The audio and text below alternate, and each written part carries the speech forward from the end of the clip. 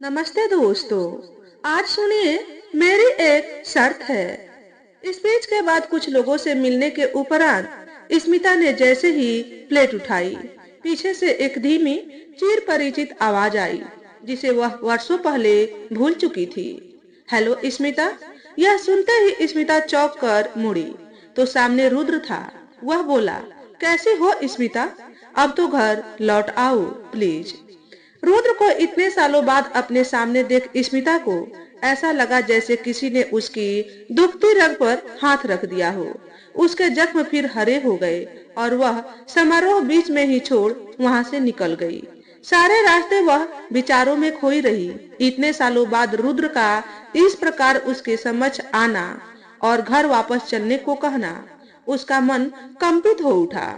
समारोह में सम्मिलित सभी गणमान्य और प्रतिष्ठित लोगों के बीच केवल एक ही नाम की चर्चा थी और वह नाम था स्मिता, जो एक बिजनेस टाइकून और फैशन द रिवॉल्यूशन कंपनी की मालकिन थी।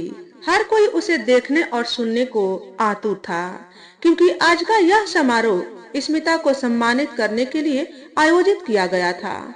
आज स्मिता को business woman of the year से सम्मानित किया जाना था। सभी की निगाहें स्मिता पर ही टिकी हुई थी। स्मिता के सशक्त और भावपूर्ण उद्बोधन के पश्चात भोज का भी प्रावधान रखा गया था। जब रुद्र उसे मिला था, घर पहुंचते ही वह सीधे अपने कमरे में जा सारी बत्तियां बुझा आराम कुर्सी पर बैठकर झूलने लगी। वह रुद्र और अपने जीवन के उन पन्नों को पलटने लगी जिन पन्नों को वह अपने जीवन रूपी किताब से हमेशा के लिए फाड़कर फेंक देना चाहती थी, पर वह ऐसा कर न सकी, क्योंकि इस अध्याय से उसे काव्या जैसे अनमोल मोती की प्राप्ति भी हुई थी, जिसकी रोशनी आज भी उसके जीवन को जगमगा रही है। स्मिता, तुम अपनी यह कंपनी फैशन द रिवॉल्यूशन बंद क्यों नहीं कर देती? क्या जरूरत है तुम्हें अपनी यह छोटी सी कंपनी चलाने की, जब मेरा खुद का इतना बड़ा बिजनेस है? नहीं रुद्र, नहीं। यह कंपनी मेरा सपना है। इसे मैंने अपनी कड़ी मेहनत से खड़ा किया है और फिर मैं इसे शादी के पहले से रन कर रही हूँ। और उस वक्त तो तुम्हें इस बात से कोई ऐतराज भी नहीं था। फिर आज ऐसा क्या हुआ कि तुम मुझे कंपनी बंद करने को कह रहे हो? और फिर मैं घर पर बैठकर करूंगी क्या? क्या मतलब करूंगी क्या? इतनी सारी औरतें घर पर बैठकर क्या करती है? अपना घर संभालती है, पूजा पाठ करती है, किटी पार्टी करती है। तुम भी वही करो। रुद्र ने गुस्से से कहा।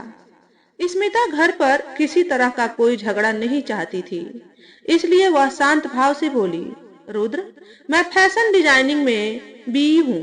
मुझे ये पूजा पाठ सत्संग में कोई दिलचस्पी नहीं है, और मैं जब घर बहुत अच्छी तरह से संभाल रही हूँ, तो फिर मैं अपनी कंपनी क्यों बंद करूँ? स्मिता के इतना कहते ही रुद्र का गुस्सा ज्वालामुखी की तरह फूट पड़ा और चीखते हुए कहने लगा, तुम इस दुनिया की कोई पहली फैशन डिजाइनिंग में बीई या पढ़ी लिखी औरत नहीं हो।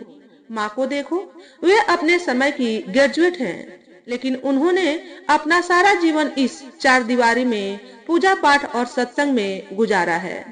कभी इस तरह के प्रपंच में वे नहीं पड़ी हैं और न ही तुम्हारी तरह पापा के संग बात बात पर तर्क करती थी। ऐसी होती है आदर्श नारी, तुम्हारी तरह बदजवाब नहीं। ऐसा कहता हुआ रुद्र चला गया। स्मिता जड़वत सी खड़ी रही। उसकी जबान पर यह बात आकर ठहर गई कि माँ ग्रेजुएट नहीं, पोस्ट ग्रेजुएट है, और वह भी संगीत विश्वविद्यालय से। लेकिन माँ ने शादी के बाद गाना तो दूर, वह अपने दिल के जज्बात भी कभी किसी से बयान नहीं कर पाई, क्योंकि हमारा घर, हमारा समाज पुरुष प्रधान है, जहाँ एक स्त्री को अपने मन के भावों को व्यक्त करने का कोई अधिकार नहीं। तभी माँ ने स्मिता के कंधे पर धीरे से अपना हाथ रखा तो वह माँ के गले लग बिफर कर रो पड़ी। रिश्तों के विभाजन की सीलन और गंध बढ़ती जा रही थी। रोज रुद्र कोई न कोई बहाने बनाकर घर को कुरुक्षेत्र बनाने पर आमादा रहता।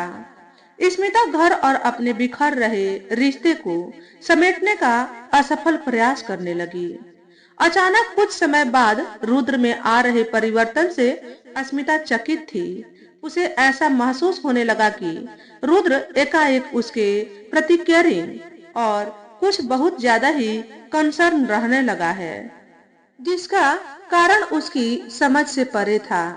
सहसा एक दिन रुद्र स्मिता को अपनी बाहों के घेरे में लेते हुए कहने लगा, स्मिता, मैं चाहता हूँ कि अब हमें 2 से 3 हो जाना चाहिए। अब परिवार को बढ़ाने का समय आ गया है। यह सुन स्मिता हैरान रह गई। अपने आप को रुद्र से अलग करती हुई बोली, रुद्र, इतनी जल्दी क्या है? शादी को अभी केवल साल भर ही तो हुआ है। अभी तो मुझे अपनी कंपनी को विस्तार देने का समय है और मुझे यह मौका भी मिल रहा है।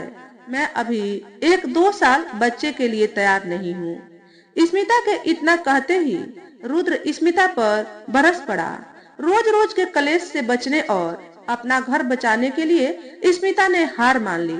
परिवार बढ़ाने के लिए वह राजी हो गई और फिर काव्या जैसी परी स्मिता की गोद में आ गई, जिससे स्मिता की जिम्मेदारी में बढ़ोतरी के साथ उसकी दुनिया खुशियों से भी भर गई। लेकिन रुद्र के व्यवहार में कोई परिवर्तन नहीं आया, बल्कि अब वह बार बार काव्या और उसकी देखभाल को लेकर स्मिता से झगड़ता, उसे अपनी कंपनी बंद करने को कहता और स्वयं काव्या की जिम्मेदारी संभालने से पीछे हट जाता। माँ यदि कुछ कहती या स्मिता का पक्ष लेती तो वह माँ को भी झिड़क देता। यह देख माँ चुप हो जाती। स्मिता अब समझ चुकी थी क्यों रुद्र को परिवार बढ़ाने की जल्दी थी। असल में वह मातृत्व की आड़ में स्मिता की प्रगति पर अंकुश लगाना चाहता था। स्मिता घर, परिवार और बेटी काव्या के उत्तरदायित्व के साथ ही साथ बिजनेस भी बखूबी संभाल रही थी। व्यापारी वर्ग में अस्मिता अपनी पहचान और एक विशेष स्थान बनाने में कामयाब होने लगी थी, जो रुद्र और उसके पुरुष को नागवार गुजरने लगा। और एक दिन रुद्र बेवजह अपना फ्रस्ट्रेशन अपनी नाकामयाबी पर अपने पुरुष और अहम का रंग चढ़ा स्मिता से कहने लगा, अगर तुम्हें कुछ करने का इतना ही शौक है तो छोटी मोटी कोई टाइम पास 9 से 5 बजे वाला जॉब क्यों नहीं कर लेती? क्या जरूरत है इस कंपनी को चलाने की? और सुनो, कंपनी का नाम द रिवॉल्यूशन रखने से कोई रिवॉल्यूशन नहीं होने वाला, समझी? ये मेरा घर है और यदि तुम्हें इस घर में रहना है तो मेरे अनुसार रहना होगा, वरना इस घर से निकल जाओ। यह सुनते ही स्मिता के सब्र का बांध टूट गया और उसने आज रुद्र को समझाने की कोई कोशिश नहीं की। उसने केवल इतना कहा, यदि यह घर सिर्फ तुम्हारा है और मुझे इस घर में रहने के लिए कठपुतली की तरह तुम्हारे इशारों पर नाचना होगा तो बेहतर है कि मैं अभी इसी वक्त यह घर छोड़ दूं। इतना कहकर स्मिता ने काव्या के संग उस रात घर छोड़ दिया और माँ भी स्मिता के साथ हो ली। सारी रात स्मिता अतीत की काली स्याही में डूबी रही। दरवाजे पर हुई आहट से वह यथार्थ में लौटी।